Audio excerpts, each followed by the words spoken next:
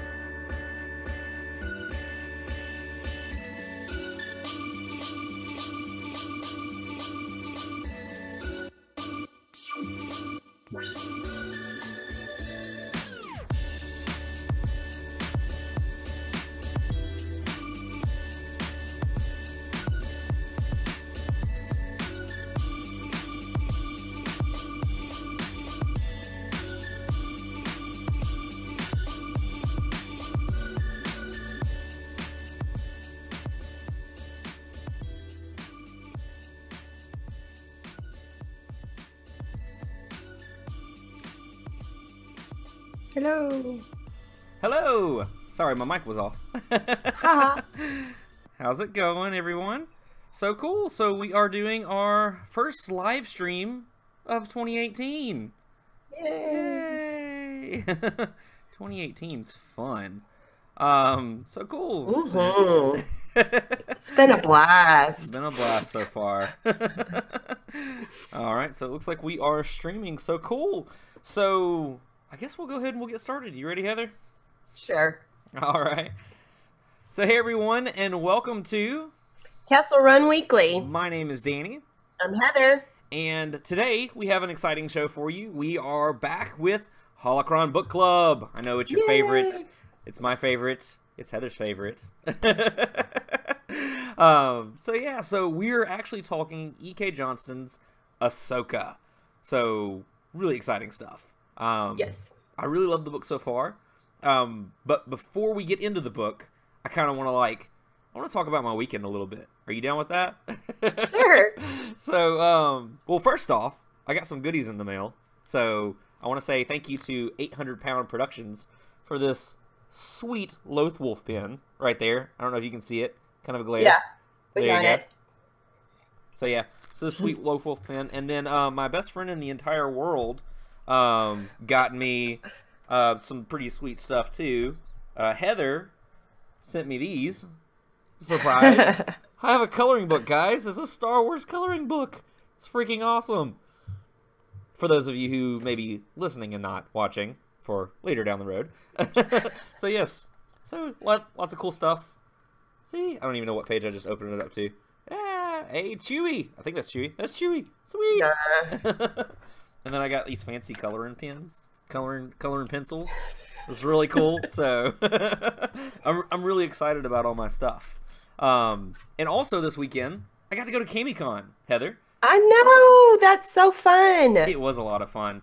Not up my alley, but it didn't make it a bad con. Because I'm not an anime person. I mean, I could try it.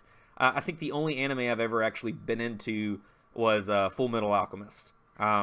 Way back, me and my brother used to stay up real late to when Adult Swim would just come on, and that was the first thing that would come on, so we'd watch it and then we'd go to bed and everything. And so it's memories more so, but it was a great anime and everything. I've never been able to get into another one, but this was an anime convention, not a Star Wars convention. But we found Star Wars fans everywhere, and we got to hang out with the 501st all weekend. Met a lot of cool people. For anybody who plays Overwatch, there were a lot of cool Overwatch cosplayers. One of which I wanted to tell you about. That I don't know if you know anything about Overwatch or not. I have the game. I've tried it. I didn't know you had the game. We should be playing. But anyways. I don't play. That's the true. last video game I enjoyed, guys. You enjoyed Battlefront 2 a little bit with me, though. Like a little bit. Yeah, for 2 whole sessions. Two whole sessions. But yeah, so there was this one cosplayer. She was dressed up as May, one of the characters from there and everything. And she was just kind of hanging out in front of the 501st table, and I went up to her and was like, hey, can I get a picture with you and of you? And she looked at me, she goes, really? Oh, thank you. I was like, of course. Like, and if you guys saw the story on our page yesterday, like, she was a really good May. Like, she was a good May. It looked really, really good, and like I was shocked that she was like, oh my gosh, really? Like, she was the sweetest person I met. Like, it was just cool. But I met a lot of cool cosplayers, a lot of new friends. Met a new podcast that actually you might be up your alley. Bards and Nobles. It's a Dungeons and Dragons. I looked at their feed and I thought about following them on my personal Instagram because I am a big D&Der. Oh yes. I actually told them all about you. Up there somewhere. I was like, oh, my co-host would love you. But yeah, so I haven't, in all fairness, I haven't listened to their podcast yet, but they were really cool guys to talk to. They hung out with BB90 for a little while because we had the droids out and everything. But we had a good time. We had a lot of fun. My legs are feeling it still on Tuesday. I bet your whole body's feeling it. Yeah. Well, and that's the thing is it wasn't that bad. Like, I mean, it was just, I could feel it in my calf muscles because on Saturday, you had to park like 3 blocks away to get to the convention. Because on top of Comic-Con, you had Disney on Ice and some random volleyball tournament of something. And so it was like all I'm sure it wasn't random to the volleyball people. Probably not. But it was the perfect event storm. So yeah, but yeah, I did a lot of walking, but it was a lot of fun. I enjoyed it a lot. If you guys haven't already, you can check out on our Facebook. I uploaded all the pictures I took from Comic-Con. Some of them are even on our Instagram as well. And so if you want to check those out, I definitely encourage it. So cool. So I'm looking forward. We have a con coming up in Lake Charles, Louisiana, that I'm going to go to, and the boys are going to go to. I don't know what I'm going to wear yet. We'll see.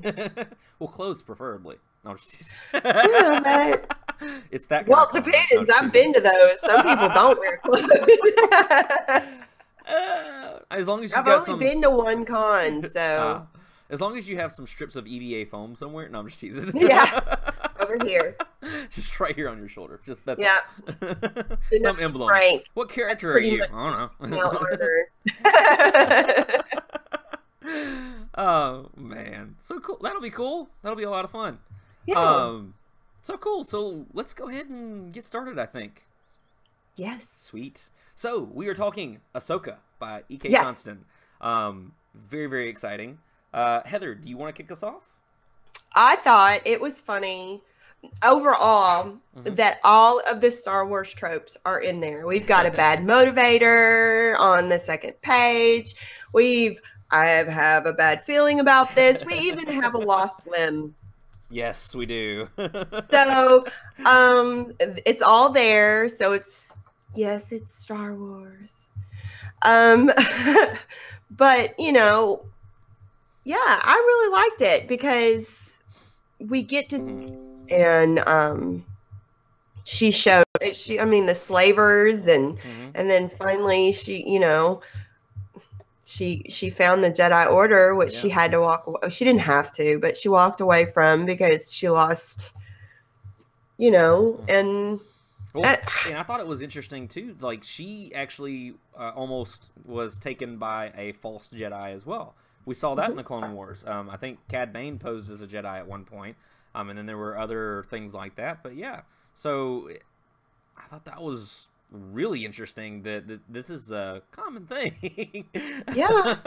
Well, you need like Jedi licenses or badges or something. I don't know. I'll just tease it. Well, it doesn't matter now. Well, but she's anyway, not a Jedi. That is true. She's not a Jedi. You would have felt wrong about calling herself a Jedi anyway, because I mean, she did walk away, and what would have happened if she would have been there? Yeah. Probably nothing. But she doesn't know that she might have turned the tide with Anakin. She might have been able to be there for him through his pain to keep him from turning. And I wonder that too, because that's a what if show that I definitely want to do one time. Because obviously Ahsoka is not a part of Revenge of the Sith in any way. But you see the way that she reasons with Anakin throughout the Clone Wars and how she's there for him. She keeps him from going over the edge multiple times when he's literally almost there, about to do too much, and she's there. She's there for him. Which, I mean, to some degree, it's got to be Anakin controlling himself. So I get that. Oh, yeah, but I mean, but that's she what helps. friends do. Right. They sit there and they have meaningful conversations with each other that, you know, I saw a post, and we'll just hope that whatever person ambivalent being that posted this isn't watching, but I saw a post where it's never explain yourself because your friends don't need it and your enemies won't believe it. And I'm like, okay, I can see how that is kind of pseudo motivational, but it's totally false. Our friends are the people we do need to explain ourselves to, because they're the ones that'll understand where we're coming from, and they can show us how bull hockey we are sometimes. That's true. I never thought of it that way. I had heard that saying before. Actually, I always like that saying too, but I don't like it. To me, it's you know, amazing. Every word of what you just said was wrong. I love that. Because a true friend will tell you when you're being a poop. Oh yeah. Definitely. And if you don't listen, that's kind of your bad. Definitely. Anakin absolutely needed that, for sure. He needed it. He needed that friendship, and he lost his friend because the other person that thought he was friends with them, you know, he didn't have that friend connection with, right. You know. Yeah, the connection between him and Ahsoka was absolutely different. Yes. It was borderline a long daughter, but at the same time it became best friend. Well, no, so there were times. There were times where it was like a father-daughter where he was really teaching her how to be... mentor situation. Yeah, right. Mentor situation, yeah. And then a lot of times it was best friend when they finally gained that respect for each other. Right. Because she was a brat in the beginning. She was definitely a brat in the beginning. But aren't we all? Grew. I mean, we all are. I still am from time to time. I was. I still am a lot. Yeah. But yeah, so I mean, just seeing her growth with Anakin and everything. I mean, I think that's huge on her, and I think she would have really been able to help him. Now, talking about the first of the book with Siege of Mandalore, I was wondering what you thought, because I wasn't really sure on the timeline of it. They had said that Anakin had to leave to go save Palpatine. Was that Revenge of the Sith? That's what it sounded like. Yeah, because I was trying to think of when he would have left to save Palpatine. Well, I guess it would have been if he had heard about Mace and all them. So I wonder if it was at that time when they were confronting Palpatine that Anakin was like stepping in, because, you know, Anakin didn't walk in until conveniently Mace was standing over him with a lightsaber. Everything works out for Palpatine, except for getting thrown down a reactor shaft. That didn't work out for him. We'll see. Episode 9's coming up. Oh my gosh. Palpatine Snoke. No, I'm just teasing. Yeah, your Snoke theory sucks. Yeah. But yeah, so I thought that was really cool, because that's what I was thinking, is that it had to have been Revenge of the Sith. So I don't know. That's kind of cool. Like, we know where Ahsoka is in the third movie. Yeah. Kicking butt on Mandalore. Yep. So what did you think of the whole Siege of Mandalore scene? I really liked it. I liked that she still had that connection with her clones. And they weren't just clones. They were people. Right. Because that's one of my big things with a disposable army is they're still people. My coffee pot just went off. Wah, wah. But they're still people, you know, and yeah, she could see that. She could hear the different inflections in their voices, and yeah, you know, I did like how she talked about the clones. mm-hmm. It was very endearing, like they were her family. I mean, they were her family. They were her family. Yeah. Even though she wasn't allowed to have attachments, you know, as much as she could be attached to them, she was. Well, and even still, like, I feel like, I know throughout the Clone Wars, she even mentioned something about attachments. And even says that Master Anakin says that, or has shown her that it's not always bad to have attachments. It's that unhealthy relationship, which is what tears up Anakin. That unhealthy, no, I'm not going to let you go for anything. Yeah, that's the fear, though, that the Jedi have instilled is don't have attachments, because there's a line there once you cross it, but then you forbid someone from something that is an inalienable part of them. Right. Because we're beings meant to attach to other beings, and right. So kind of defeats the purpose there. But yeah, especially now, you mentioned something earlier before we talk, especially with Togrutas. Did you want to talk about that? Talk with Ahsoka and the family. I did. Oh, I said they're tribal, and she was never meant to be alone. Oh, I missed that. I'm sorry. That's okay. Sorry about that. So, anyways, a live show, guys.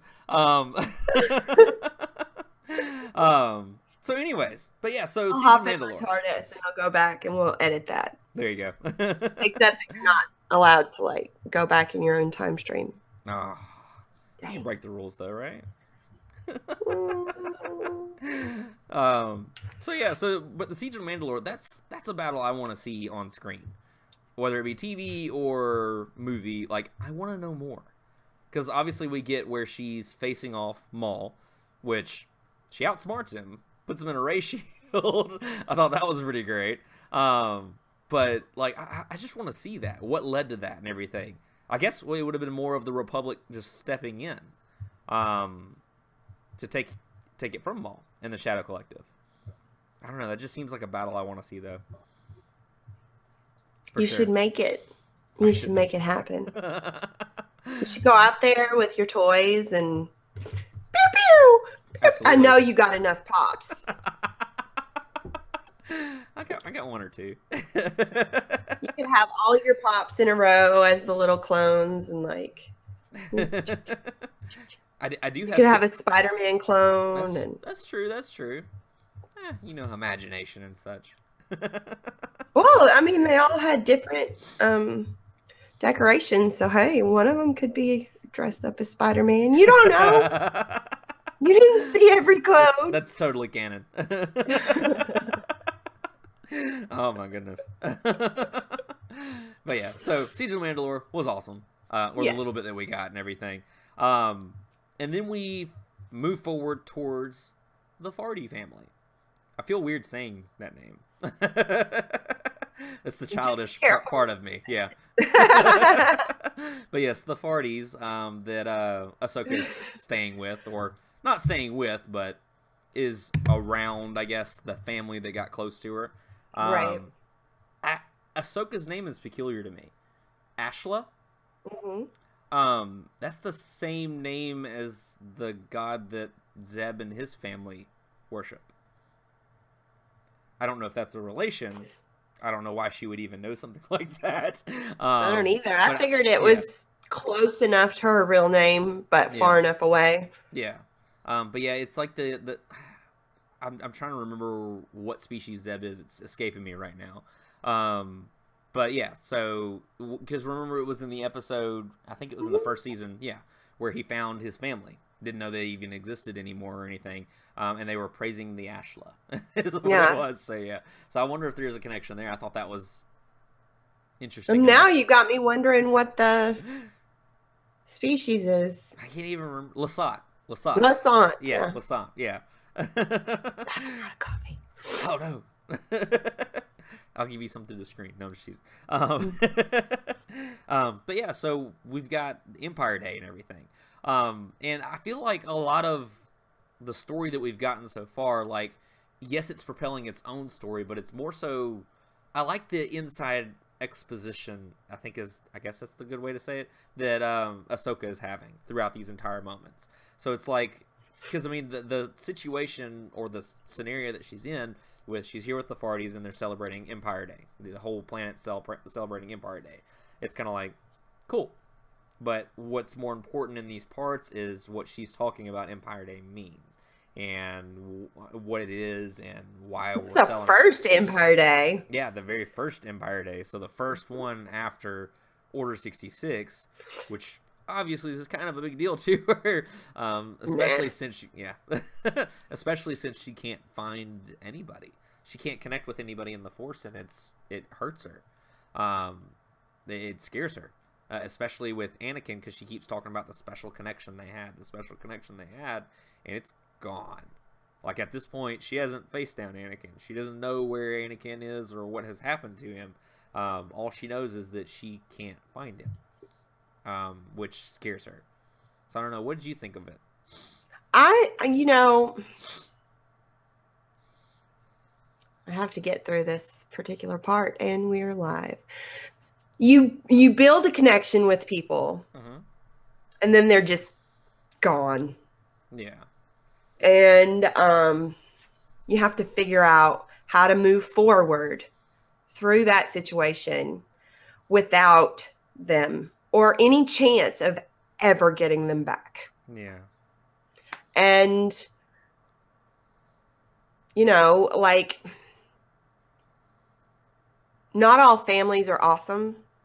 Some families you get.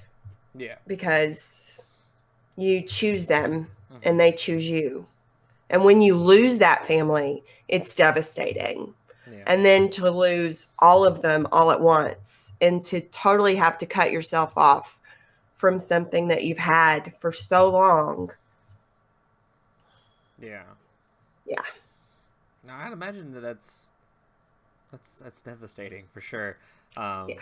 So yeah, I am enjoying seeing that kind of the glimpses into Ahsoka's mind, because I feel like that's what more of what this book is showing us where she's at. Right. It's not really an adventure story to me. Not at to all. me, it's a reckoning of someone that has lost so much, and how it goes back to my New Year's resolution. Her heroes are gone. She has to become her own. Right. And she has to decide what kind of person she's going to be. Right. And I feel like she's in that just survival mode right now. I just need to stay alive. Right. And everything. And so she's doing and not trying. That's true. Don't turn that on me now. No, it's not turned on you. I'm in do mode right now myself. I feel you. I am doing, just trying to survive, and I've quit trying. I got you. So it's like you lose a huge chunk of yourself when you stop trying. Because then when all you do is then you're just surviving. You're not living. That's true. And that ends up being a huge theme throughout these first 10 chapters as well. Exactly. Huge, actually. Man, I love your insight. Why can't I think of cool things like that? And I'm just teasing. But yeah, so I mean, like, she leaves the Farties and everything, because obviously the Empire makes her nervous. A little bit. It's time to move. So she leaves the Farties on Empire Day, and heads to a lowly little planet, moon, actually. Moon. Yeah, Raeda. Raeda. Yes, so she kind of thinks that she's just going to kind of disappear into nothing, and nobody's gonna whatever, and all this other kind of stuff. What could the Empire possibly want with Raeda? Yep, little They farming want moon. everything from everyone. That's what they want. Just take. Take. Yep. But yeah, so she meets Caden, who shows her the house, all that kind of stuff. Who gets a little too close, a little too personal with her. I love the little part where she was just like, I don't know why, like I don't remember exactly how she said it, but to the effect of, in some cultures, sitting on one's bed is a very intimate thing, and here she is just sitting on my bed. Like, does she think we're that close? Like, what's the deal? But what's funny to me is that she wants it, though. Mm-hmm. She does. She doesn't want it. Yeah. She knows she shouldn't want it by her standard. Right. Yeah. She doesn't want to have that connection. Yeah. But she still wants the connection. Oh, yeah. Well, and she's quickly, like, forced into their little family. And she doesn't even realize it. Because all of a sudden, she's their best friend that they've seen forever. Talks about how the shopkeepers act like they've always known her. Everybody's accepted her in, even though she's the only Togruta in the entire colony. Oh, no. She's not the only one. The bartender, Zelda. right? Yeah. Yeah. But I mean, as far as like the Togrutas are a rare thing around there, so like they're all staring out. Because she made mention at one point where all the cantinas she's ever been in have been, I think she called it transient. Mm-hmm. Yeah, where it's just been. But this isn't a transient town. This is This is a place that when you come here, you work, you go out and have dinner, you have a good time. And then you go home, sleep, and then you get up and you work your butt off and you do it all again over and over. So all they have is each other. Definitely. So when you have just each other and that's all you have and all you care about, because money is really not,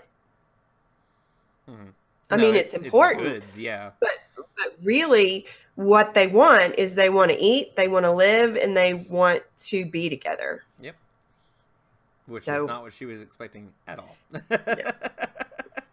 But it's cool, though, because it's almost kind of like... Because she's trying to put up those walls. But Ahsoka has always, to me, has always been a warmer character. Quicker to try to save the person that they're not supposed to save. Going out of their way to save the person who may have been considered collateral damage and all that kind of stuff. Just very... warm, because she could have run and she could have gotten in her ship, and instead of flying it around the moon, she could have just flown away. Yep, exactly. Sorry if you hear my dog, he's around here. We don't. Well, there you go. But yeah, they're mad because they're stuck on the other side of the apartment. Oh, nice. But yeah, so I really like, I don't know, I really like everything about the family with Caden and Miara and all them. I don't know. I like seeing Ahsoka trying to put up those walls, trying to be the cold, keep my distance, but like it's almost like they just don't see it. Especially Caden, she's just kind of like. Well, she's not very forceful with it because that's not her nature. Right. She is the more outgoing and caring one. Yeah. So it's hard to go against your entire nature, even if your life depends on it. Exactly. I knew it was coming too. But anyways, exactly. Moving on. All right. So, but yes. So I like how she keeps reaching out in the Force too, even on Raeda, where it's like she's not gonna do it again. She's not gonna do it again, and then she does it again. And is like recalling her Jedi training and all that kind of stuff, talking about how she couldn't remember what Master Yoda said about the plants in the Force, or different things. Like it's almost like she's trying to pull back and hold on to as much as she possibly can before she lets it all go, because it's like she's at war with herself. Personally, I think so. I don't know. Definitely. I think, it feels like she's at war with herself as to, okay, well, what am I going to do? I'm going to do this. I'm going to do that. I'm not going to be this person. I'm going to be this person, and kind of things like that. 1 second. All right.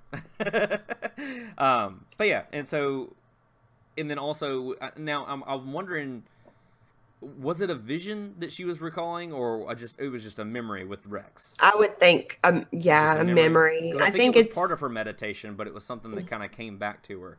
And that's the thing is, like, most of her meditations, they seem to be steering one way or another. Because you were actually talking about one of them. I'm sure I'm out of order right now, but you were talking about one of them with the caves.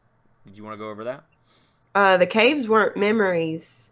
Well, that was no, not memories. It was through the Force. Well, all I was saying is, like, through the Force, she's been seeing different things. So recalling different memories, or out of nowhere seeing things that she doesn't understand, and things like that. Gotcha. Yeah, she's going in the caves, and she's found her perfect place for herself. And then she starts looking around and wondering if there's a network of caves. I wonder if it's got a fresh water supply. I wonder if there's storage. I wonder if how many people I can fit in here. And then she's like, why am I thinking of this? Because I'm alone. Yep. And then the Empire shows up. What timing, though? Yeah. Well, it's a junior novel. I mean, well, of course. But yeah. So I don't know. I'm really enjoying, like, all of the things. I do want to talk about the Rex scene, though, because I thought that was, like, that was heartbreaking to me, with all that. Like, so Rex, in this scenario, killed her.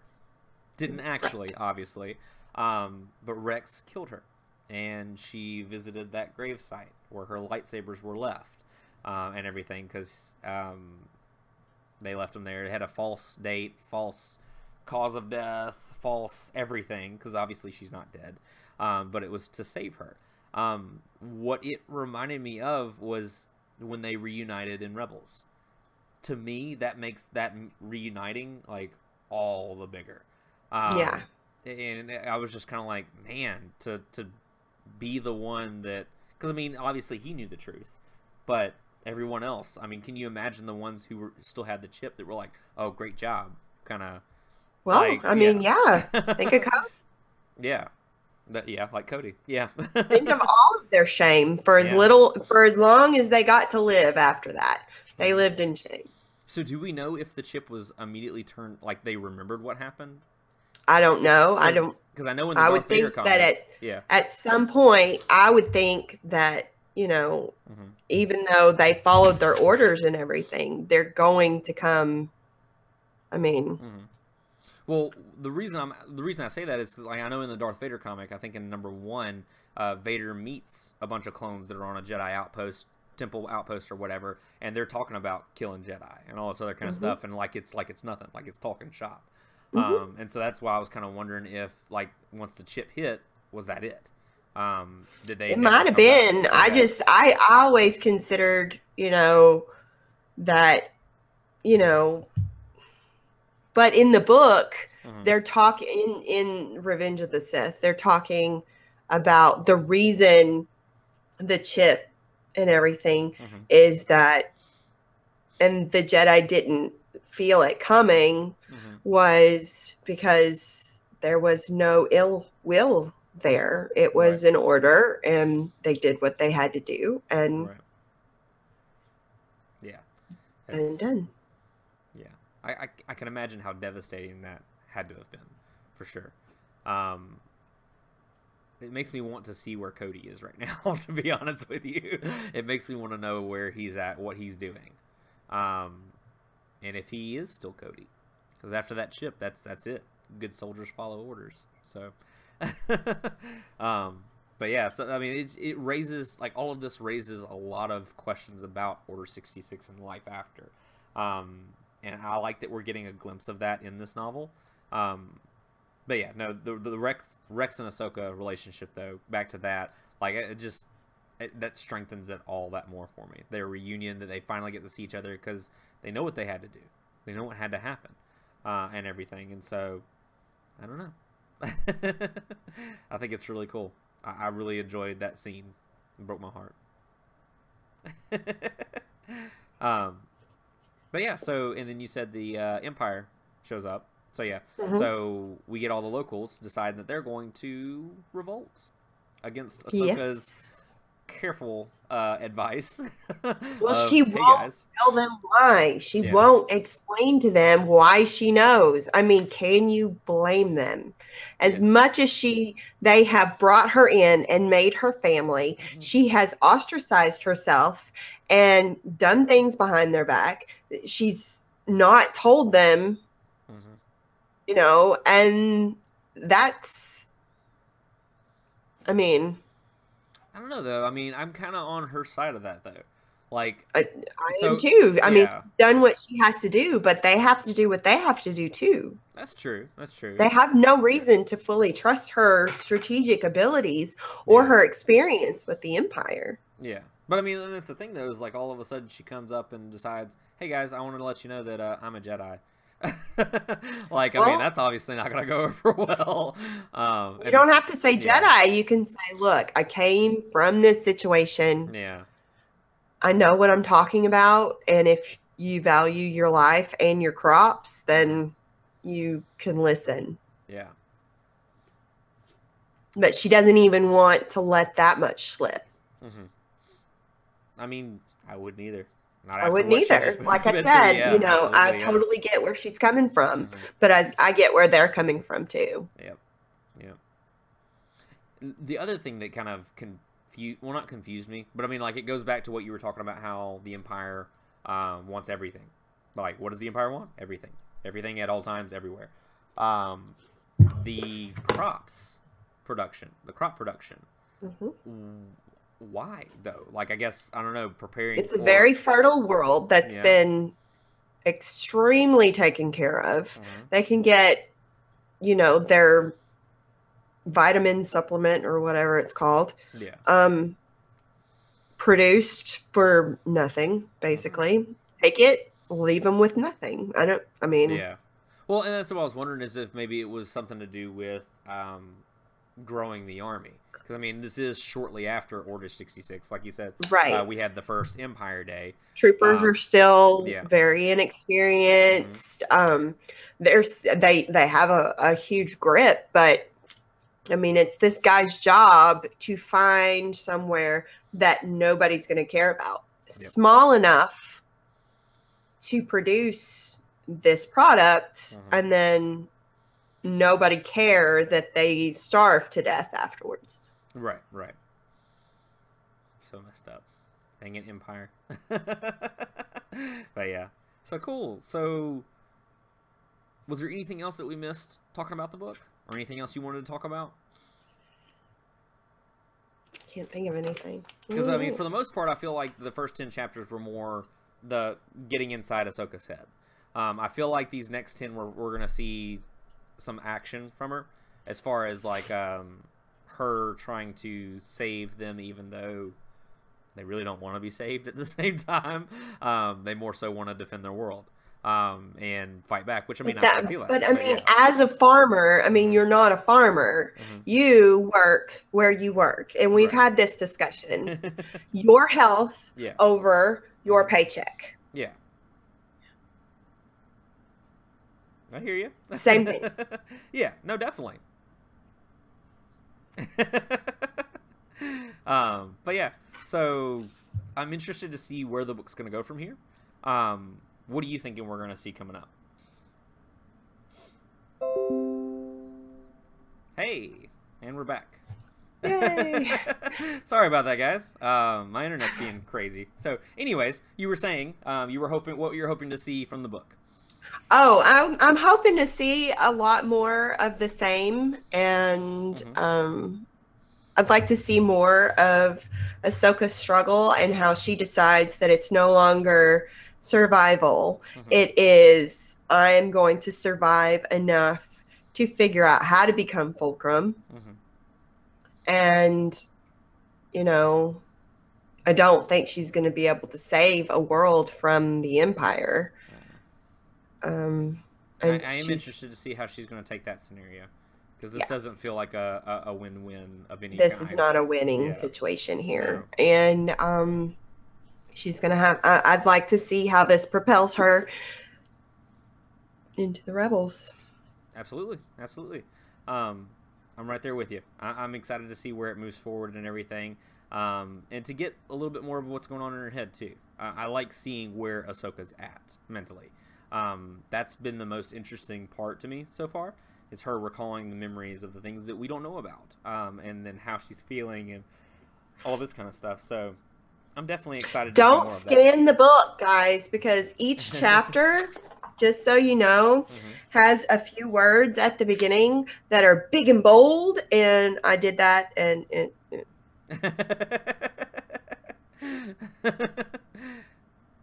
I think I probably did that too, because I'm trying to recall any of it, but yeah. Well, don't do what I did. Don't do what I did.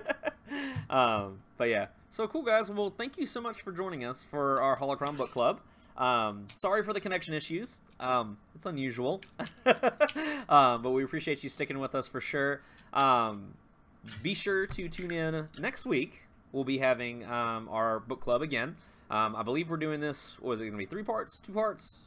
I think it's 3 parts. I think it's 3 parts. Yeah, 3 parts. In preparation for the return of the final half of the season for Rebels. So, yes, we're very excited about it, obviously. And Ahsoka's obviously going to return, which is why we're doing this. Yes. Yeah, 3 part. Cool. So, yeah, so next week we will be doing chapters 11 through 20. I almost said 10. You almost said 10. Chapters 11 through 20 of Ahsoka by EK Johnston. So read along with us. Come hang out with us. Talk the book with us and everything. Obviously, we're available on social media at Kessel Weekly, Facebook, Instagram, Twitter.